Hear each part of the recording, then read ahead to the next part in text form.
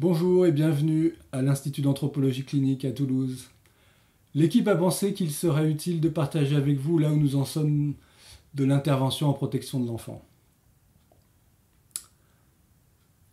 En effet, ça fait maintenant plusieurs années que nous réfléchissons, que nous accompagnons des équipes, que nous formons des professionnels, et nous sommes parvenus à stabiliser, non pas un modèle, mais une méthode d'intervention et d'évaluation.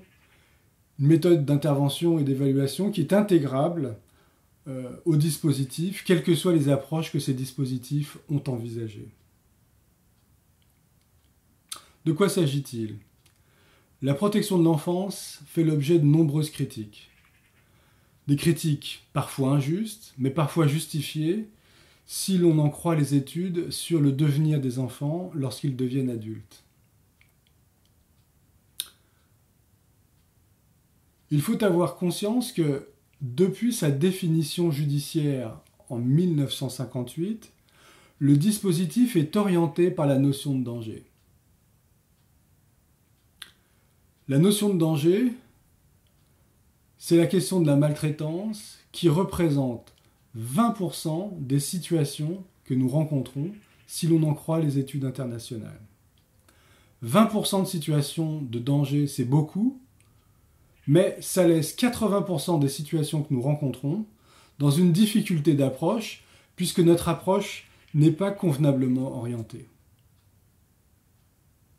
De plus, rencontrer les familles à partir de la notion de danger nous met dans une situation délicate pour construire une relation de confiance. En 2016, une loi est venue réorienter le dispositif en proposant de remplacer le paradigme du danger par celui des besoins des enfants. Dans la foulée, une démarche de consensus s'est mise en place pour définir scientifiquement les besoins des enfants. Nous croyons à l'IAC que ce changement de paradigme et cette démarche de consensus sont une véritable opportunité pour changer nos façons de penser et nos façons de faire pour intervenir en protection de l'enfant. La méthode qu'on propose s'organise autour d'une triangulation besoin, pourvoyance, ressources, empêchement. Il s'agit concrètement d'identifier de façon partagée avec les familles, l'entourage et les professionnels quels sont les besoins, qu'est-ce qu'on peut mettre en place pour y pourvoir et qu'est-ce qu'on peut mobiliser comme ressources et qu'est-ce qui empêche la pourvoyance de ces besoins. Concrètement, dès 2019, nous proposons une formation action de 10 jours déclinée en 3 modules. Ces modules prennent en compte à la fois la présentation générale du modèle, la question de l'évaluation des besoins, les questions relationnelles à partir de ce nouveau paradigme, et la question des écrits professionnels qui se redéclinent à partir des besoins.